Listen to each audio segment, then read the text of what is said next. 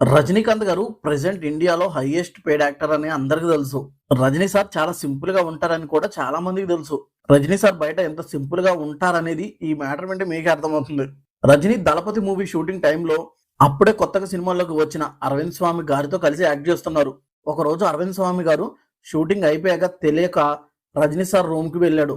AC కూడా on లో ఉండడంతో రజనీ బెడ్ పై పడుకొని నిద్రపోయాడు. అదే టైంకి అక్కడికి వచ్చిన రజనీ అతని మేనేజర్ అరవింద్ స్వామిని చూశారు.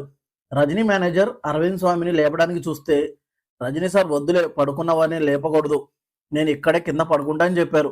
మేనేజర్ వద్దు సార్, మీరు కింద పడుకోవడం ఏంటి సార్ అని అన్నాడు. దానికి రజనీ, నేనేమైనా దేవుణ్ణా? అక్కడి నుంచే కదా నేను వచ్చింది, నేను ఎంత పెద్ద హీరోనైనా నేను వచ్చిన ప్లేస్ ని మర్చిపోను అని చెప్పి అక్కడే కింద పడుకున్నారు. కొద్దిసేపటికి నిద్ర లేచిన అరవింద్ స్వామి రజనీ నేలపై పడుకోవడం చూసి షాక్ అయ్యి బయటికి వచ్చి మేనేజర్ ఏం జరిగింది, రజనీ ఎందుకు కింద పడుకున్నారని అడిగితే దానికి మేనేజర్ కథ మొత్తం చెప్పారు. అది విన్న అరవింద్ స్వామి, అంత పెద్ద సూపర్ స్టార్ అయ్యుండి తనకన్నా తక్కువ స్థాయిలో ఉన్న నాకు కూడా ఆయన ఇచ్చిన గౌరవం చూసి రజనీ సార్ నిజంగా సూపర్ స్టార్ అని, ఆయనలాగా ఇంకెవరు ఉండరేమో అని అనుకున్నారట మనసులో. అందుకే ఇప్పటికీ ఎప్పటికీ ఫ్యాన్స్ లో రజనీ క్రేజ్ తగ్గపోవడానికి కారణం.